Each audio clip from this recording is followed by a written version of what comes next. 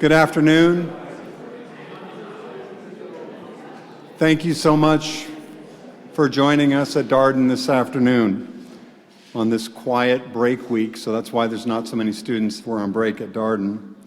Many of you received a mysterious calendar invite to hold for this event, so you may be wondering what this is all about. I'm about to let you know. But in both business and education, surprises are not always welcome, but in this case, surprises can motivate us as they are when they're as exciting as the one I'm about to announce. Today, I'm pleased and honored to announce the third largest gift in Darden's 67-year history, a $44 million investment in Darden from David M. and Kathleen O. LaCross will enhance the school and lay the foundation for its future in several different ways. In addition, there will be $6 million in matching money from the University of Virginia, for which I thank you, President Ryan and Provost Baucom and Mark Llewellyn. Thank you very much. Collectively, this gift has a $50 million impact on Darden. And this gift also puts us about $25 million away from completing our capital campaign target of $400 million. So let's start with a round of applause for that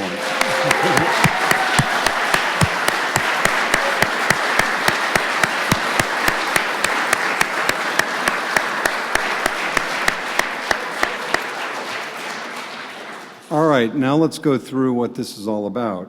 So the first component is about artificial intelligence.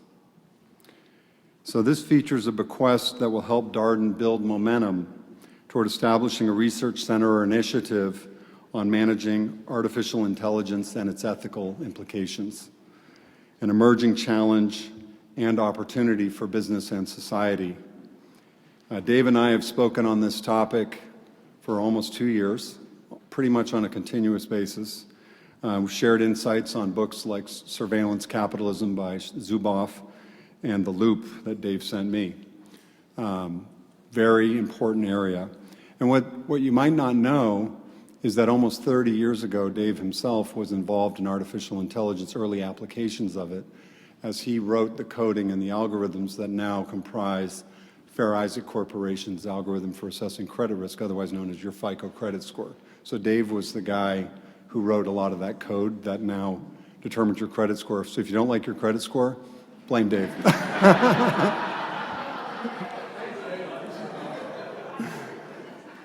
So this initiative will build on the existing collaboratory that we have with the Data Science School, and it will also leverage the capabilities of Darden's Institute for Business and Society and the Olson Center for Applied Ethics. Research centers and initiatives at Darden build a community of experts that advance knowledge, and they offer our students different experiences and convene forums where academics and executives can advance business practice, so it's very important.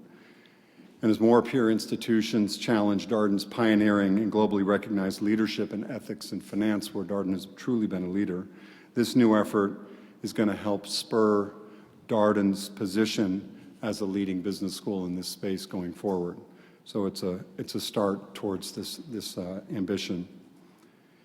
Secondly, the gift will establish and name the Dean's Chair at Darden with a $12 million gift plus $6 million in matching money for an $18 million chair, certainly the largest at Darden, if not the university.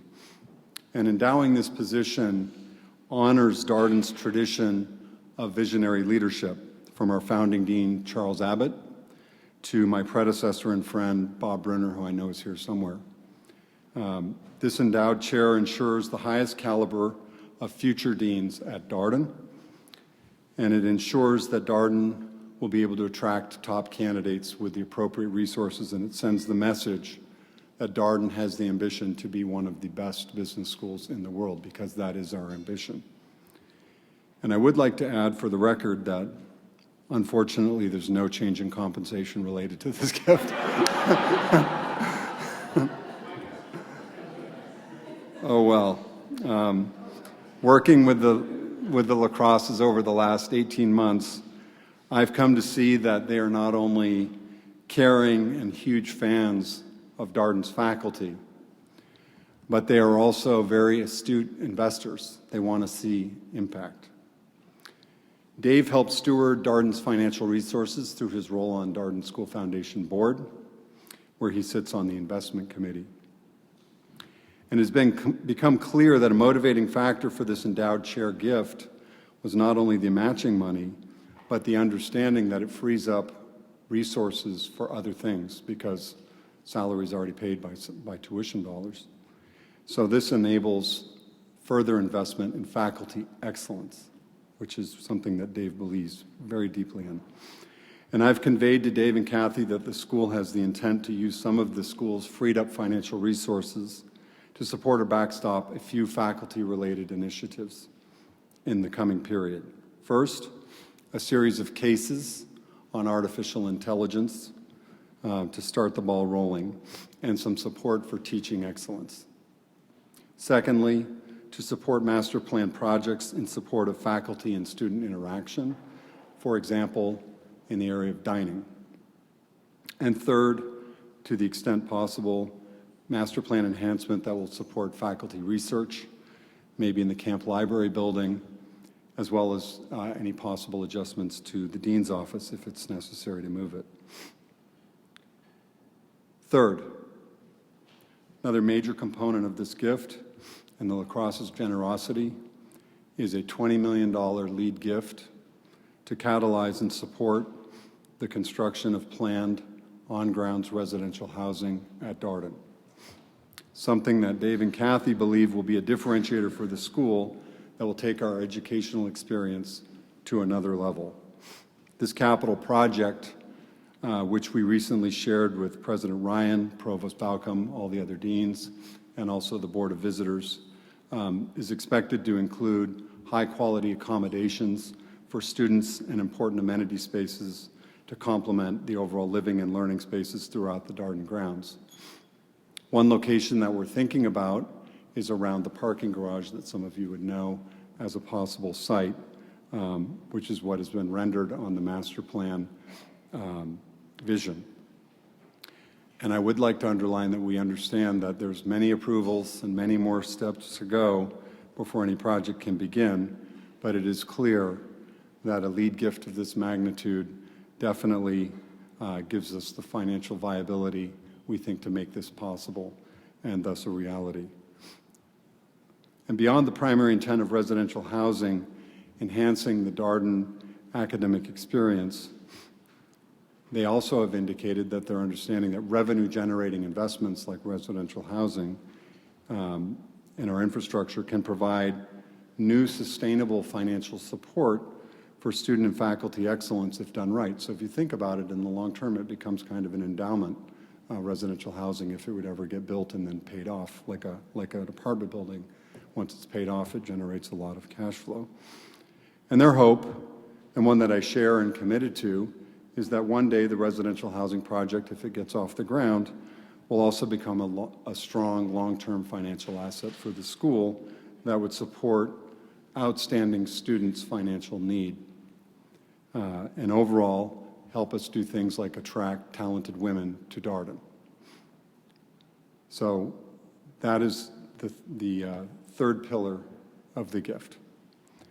And finally, as if that wasn't enough, the final pillar in their transformational support is that the LaCross family will also name the botanical gardens behind the Darden and the new hotel. The botanical gardens include a featured set of thematic green spaces that are intertwined with the Arboretum and the boutique hotel that we're finishing on the Darden grounds. And the botanical gardens, interestingly, also connect to the residential housing, so it would be right proximate to it if it would get built, and provide connectivity to the Ravenna Trail, which runs around Charlottesville and right behind Darden, interestingly. And the 6-acre botanical gardens will also serve UVA and Darden as an educational space and feature an outdoor classroom pond, bridges, and more than 5,000 trees and shrubs that we will do our best to label so that people can learn about horticulture as well. It also features many of the cultivars that you would find at Monticello. We've actually done our research.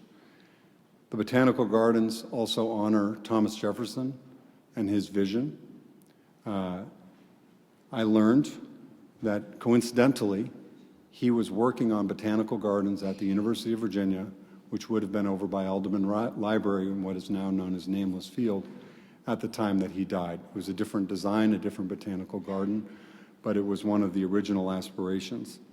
And about the same size, six acres, although very different design, completely different. What also gets me very excited is that this creates a new type of connectivity for the North Grounds. The law school will no longer have a wall all the way around to Darden. It provides a lot of different ways to connect via beautiful nature trails to energize North Grounds. And it will become a social magnet for the university community where anybody can come together and interact and have a good time.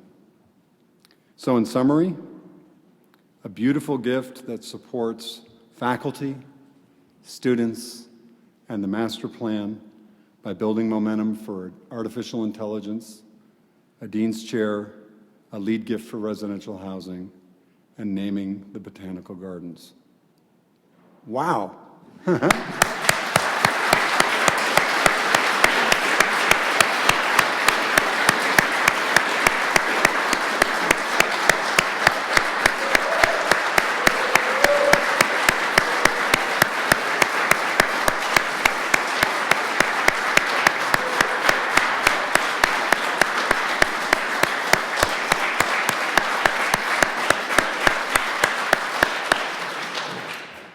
Let me just say, as the dean, that your investment in Darden is going to be transformational.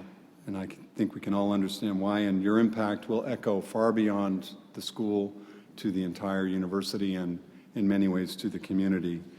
And I just want to say also that on a personal note, what a great honor and privilege it's been for me and Claire to get to know you guys. It's been wonderful. And to see your golden retriever Ryder do pool tricks, you ought to see the flips that dog can do. It's pretty amazing.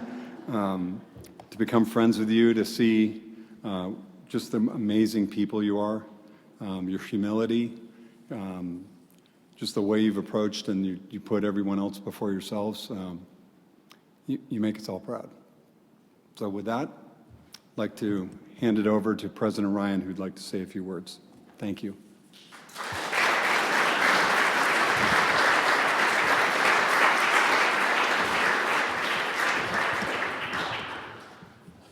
Good evening, everyone. That was good. Okay, a little hesitation there. I just want to start with a few questions about my credit score. Actually, I'm delighted to be here to help celebrate this historic moment, and I want to echo Scott's gratitude to Dave and Kathy. I also want to acknowledge their family who are here with them as well. It's great to see all of you, and I look forward to chatting with you after these remarks are over. I also want to take this moment to express my admiration and gratitude to Scott Beardsley. You may not know this, but he is now the longest-serving dean at UVA, the dean of the deans, as you might say.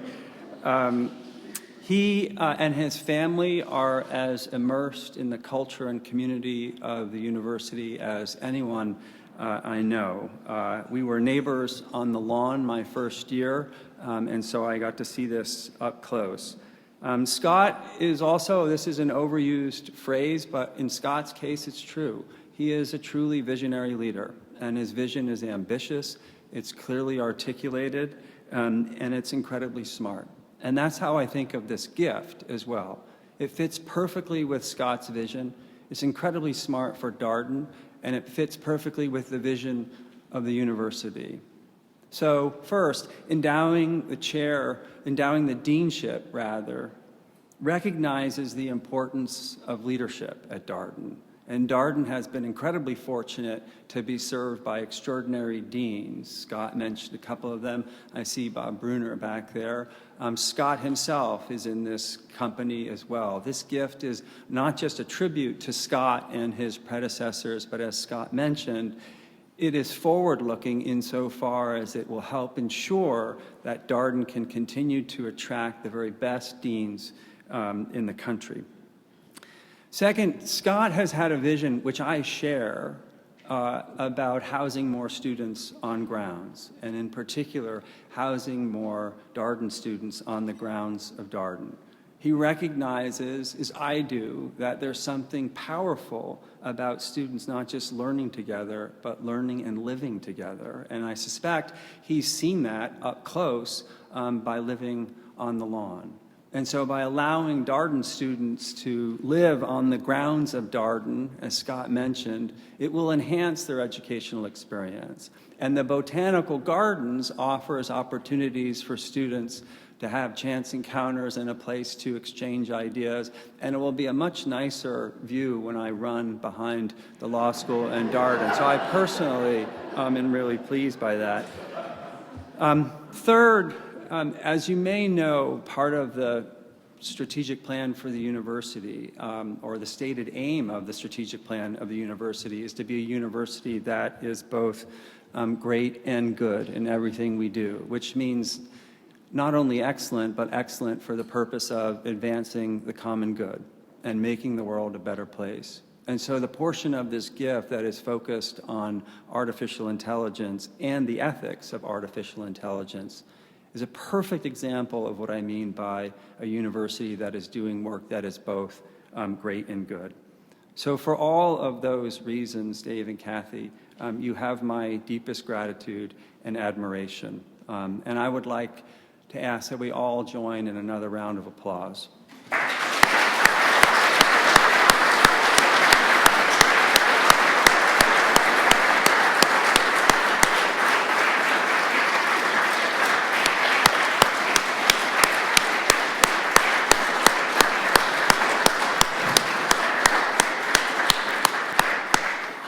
I'd like to ask Dave to come offer a few remarks. For those of you who don't know his background or Kathy's, both Dave and Kathy are alums of UVA. Dave, obviously, an alum of Darden, Kathy, an alum of the college.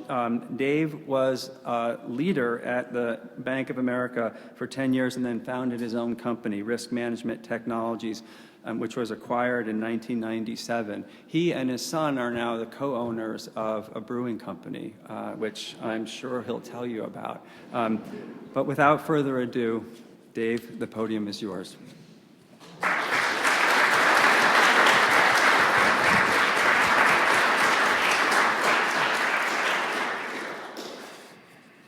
Thank you both for the very, very, very kind words. I've shared this topic with Darden before, but I want to do it again.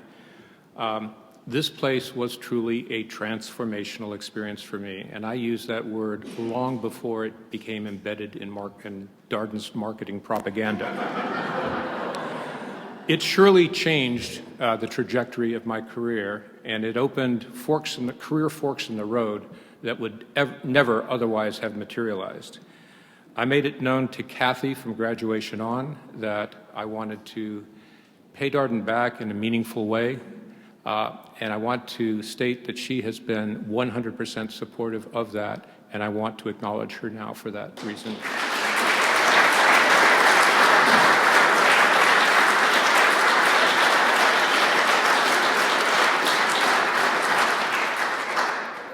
Since reconnecting with Darden after 40 years of radio silence, and after having joined the Board of Trustees in July last year, I have learned a tremendous amount. Through Zoom calls, one of which went a marathon 7 hours, and lengthy conversations with Scott and many others, I have a much better understanding of the challenges that face Darden, and I thought I'd share just a couple of insights with you that I gleaned from many of these conversations. The first is that, and this may be obvious to everybody in this room, Darden operations are incredibly complex.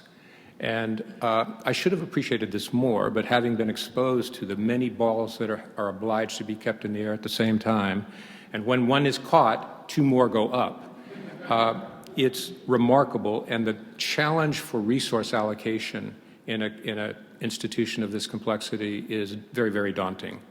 And I'd like to compliment the Darden leadership team over the past, I'm going to call it 20 years, for having made some very difficult decisions, but advanced the Darden cause every step of the way. Second, I recognize very well, much more than I used to, that there are difficult trade-offs between growing the Darden Foundation versus funding Darden's current needs in order to remain competitive. That is a challenge that is, again, I'll use the word daunting. In Kathy and my case, we opted to try to grow our estate in order that we could maximize our ultimate contribution to beneficiaries of our philanthropic interest. And it worked out, but we had no competing priorities to contend with. That's not the case in Darden's world. There is tremendous pressure to keep the foundation assets growing, but there's equal pressure, arguably even more, to invest in current Darden projects that allow it to remain competitive with the top business schools in the country. And that observation and learning about some of those priorities caused Kathy and I to advance what was part of our estate into firm commitments for use by the school sooner rather than later. Finally, I've come to believe that the reason Darden remains a very, very powerful institution, well-ranked, and competitive rests primarily on what I characterize as a three-legged stool. The first of these legs is the case method itself, which I don't have much of a social media presence. In fact, I have zero.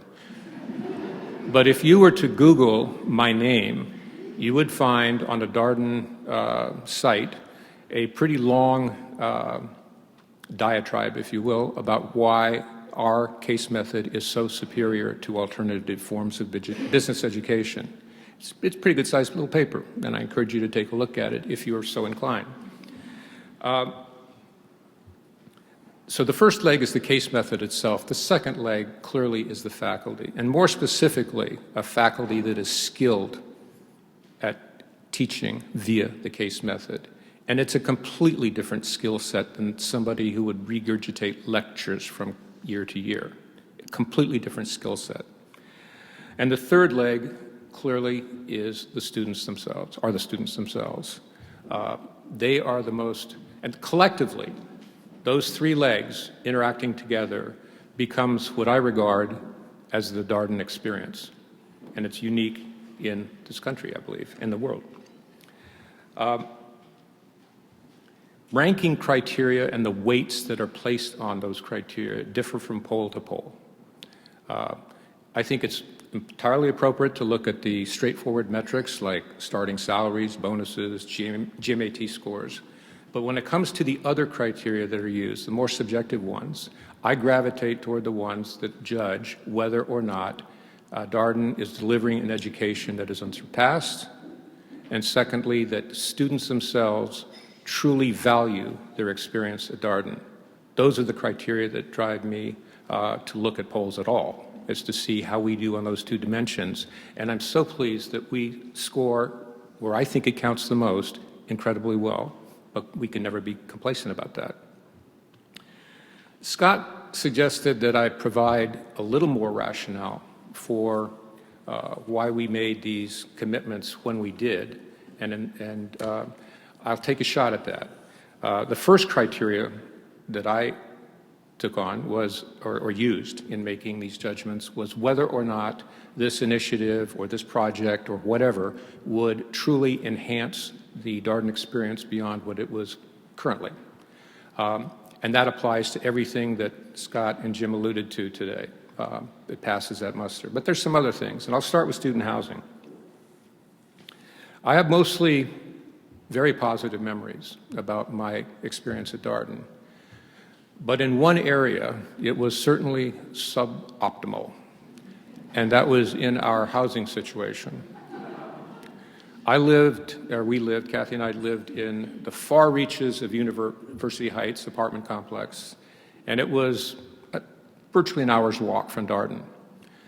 While class was in session, a total of 18 months in a 2-year program, Kathy would drive me to Darden, drop me off, I would attend classes, and then I would walk home to have lunch and prepare for the next day, studying the caseload for that next day, and then driving back to Darden to meet with my study group, and did this day upon day upon day upon day. And I, as I'm prone to do, did the math on what a waste of time that was. And I calculated that during the course of the 2 years, I blew about 300 hours of unproductive time commuting. And clearly, on-site housing would have alleviated that and made that time available for me for more productive use.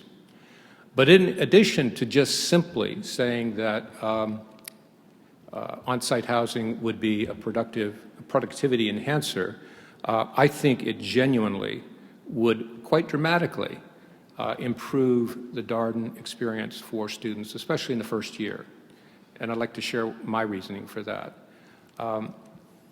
As a commuter school, which is essentially what we were at the time, and are today to a large extent, you do have one thing going for you with the case method, and that is for the students in your section, you get to know them quite intimately in an academic setting, and that's all good. But I felt I was very shortchanged on the social front and on an inability to get to know people better, my fellow students, as individuals. And I have to believe that were we proximate to one another, living together, that we would have formed broader and deeper set of friendships. I feel that very strongly. And I think that set of friendships that was so much deeper would translate directly into a more active and cohesive alumni organization for every single class that goes through here. And that in turn, I believe, would translate into greater financial support for Darden over time. So that is something that I felt was very, very important. But in addition to offering an improved Darden experience for past and present students, I also came to recognize that we're in a recruiting war every single year for the best students to attend Darden. And I have to believe that the ability to offer on-site housing would be a tremendous draw for those very qualified students that we are competing for very aggressively.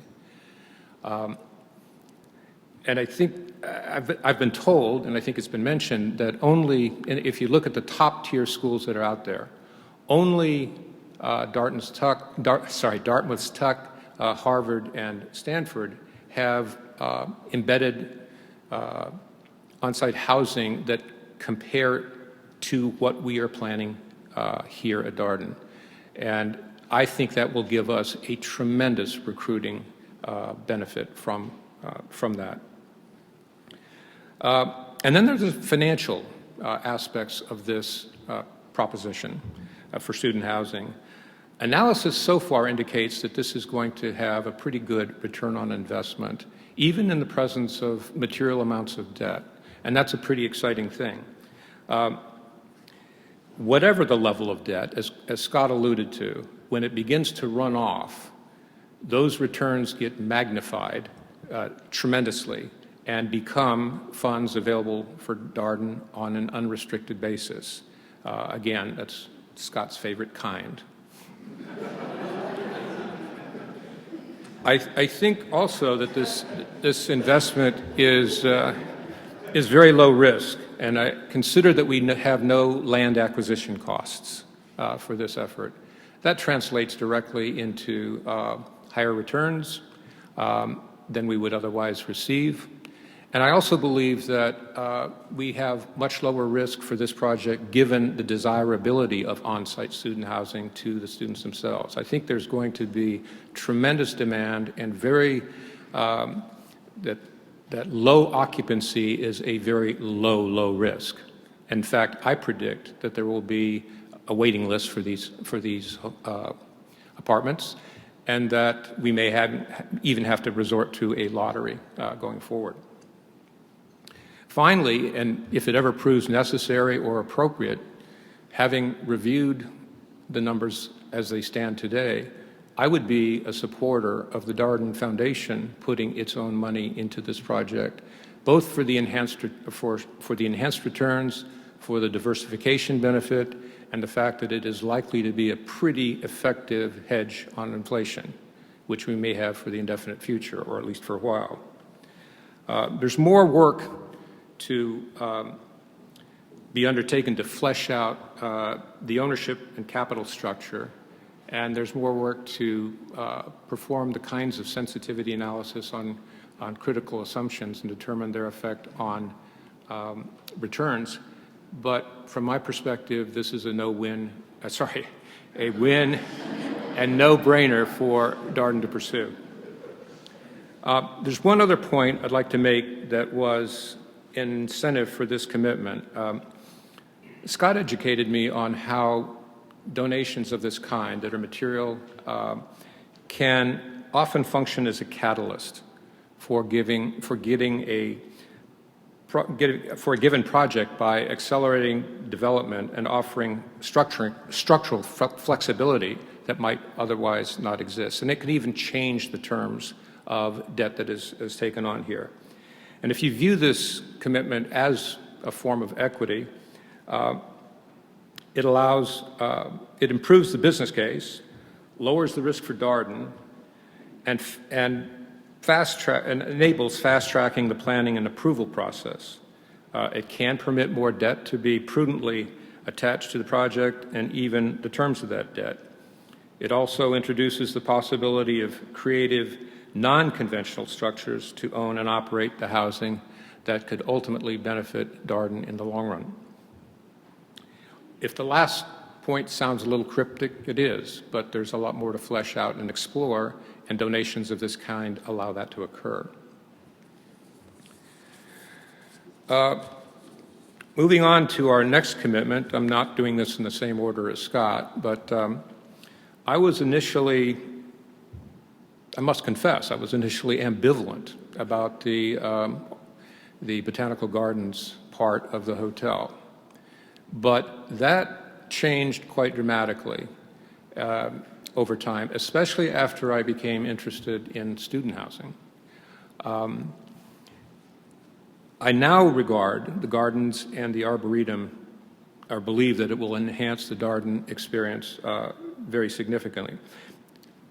Scott pointed out that the gardens and Arboretum will be literally adjacent to the planned housing that's going to occur on the north side of Darden, and is only within circa 5 minutes of the southern planned student housing.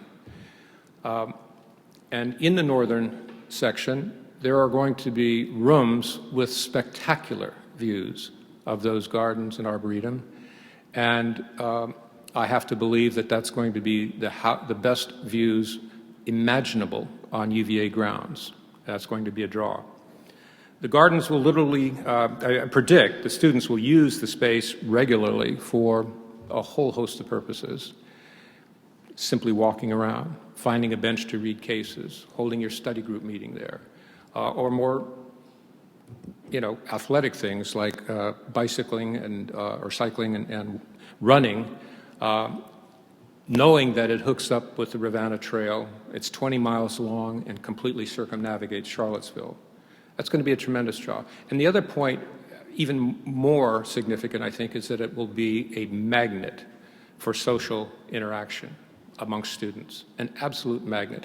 Ask yourself, what could be more agreeable than getting together with friends in one of the most beautiful settings imaginable and chilling? I predict there are going to be a lot of gatherings, parties held by Darden students out there, big and small. And I also think, or I hope, that it's going to be a nice complement for the hotel pub or tap room, as I now hear it's going to be. And also that they took my recommendation early and wired the outside planned amphitheater for sound so that we can support live music. And I think that would be a powerful draw to every student that's here. There's also a connection, and Scott alluded to this, to Thomas Jefferson that I think is important and interesting. He was a lifetime passionate agrarian. As an adult, he would exchange seeds and botany notes with people all over the world his entire adult life. And his botanical knowledge was extensive, and you can recognize that immediately just by visiting Monticello. But what is less known, although Scott certainly alluded to it, is that he had grand ambitions for not only botanical gardens, but a school of botany at the University of Virginia. He held that passionately and became more strong in his brain as he approached his death. And 1820, just 1 year after Virginia's charter was granted, UVA's charter was granted, he commissioned plans for these botanical gardens. By 1826, he had chosen a location, and as Scott mentioned, it was literally next to the rotunda where Alderman Library is. Unfortunately, he died 2 months later, on July 4th, Independence Day, in the same year. And unfortunately, the momentum for this project died with him. There were always subsequent competing priorities, and there were always, the future leadership of the University of Virginia did not have the same degree of passion that Jefferson did for botany, and there were always, again, competing priorities. This project was not sold as an implementation, nor is it an implementation of Jefferson's original plan. It's on the same scale, as Scott said. It's about 6 acres, and there are plans for 8 specifically themed gardens within the overall total, one of which will be named for Jefferson.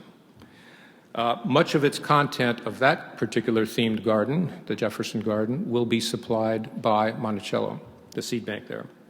And I have little doubt that in the future, this effort will be linked more directly with Thomas Jefferson, and that will be manifested by, I think, extensive signage that explains to any visitor walking through what they are experiencing. A final point regarding donations like this, which are for this kind of naming right, is once again, they look and smell a lot like unrestricted funds, and that makes Scott happy.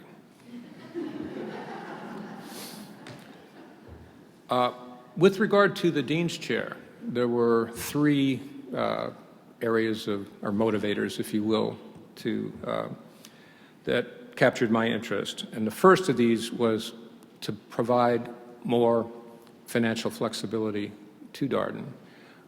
As Scott mentioned, there's a lot of things that go on, but it's unendowed, and so the money to support the Office of the Dean has to come from the general fund, which in turn is derived mostly from student tuition.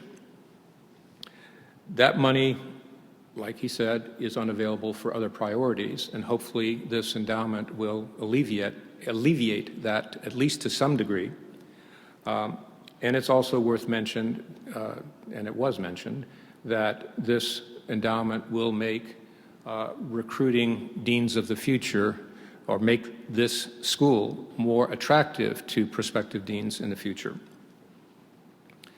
My second consideration was that UVA had already committed to match any endowment for this at a rate of 50 cents for every dollar of donation. Matching money from UVA comes and goes, and currently no other investment at Darden is eligible for matching funds. So this donation is unique today in that it could be leveraged like no other. And so, again, I repeat, Jim, thank you so much for representing Virginia and keeping this matching fund alive for this purpose. I really, really do appreciate it. One more reason for wanting to support the Office of the Dean is that an increasing number of initiatives are hatched there. Very oftentimes, the Dean and his team are usually involved in obtaining all the requisite approvals and often manage or at least participate in implementation. Collectively, this is a very, very significant workload. And I think that Scott has some very, very talented people working in his office. But there are some worthwhile initiatives that are unfortunately processed in sequence rather than in parallel.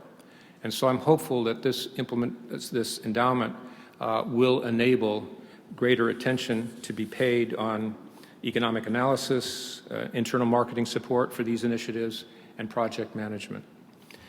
On the point of AI, I'd like to mention that I am very, very interested in that topic and hope to support it. Scott alluded to my tenure at Fair Isaac after they acquired my company, Risk Management Technologies, and I subsequently served on their managing committee. It was a very hot topic at that time whether neural networks could help improve Fair Isaac's credit score propositions, as well as credit card fraud detection software, which was and still is a very important component of their portfolio. It was a big-ticket decision, very big, because it involved hundreds of people involved in rerouting our methodology for credit scoring. And we decided at the end of a long, long appraisal that the then current state of AI was not ready for prime time in this area. But I, as an individual, was completely hooked on its long-term prospects. To me, it was only a matter of time. And as I think everybody in this room appreciates, the last 5 years have brought an incredible evolution in AI technologies, in the practicality and the effectiveness of these capabilities. And I have been down personally a lot of rabbit holes, AI rabbit holes, if you will, in the last 5 years in order to better comprehend it. And one conclusion is without a doubt to me, and that is that the Darden student population needs to be exposed to it in a meaningful way on a variety of fronts.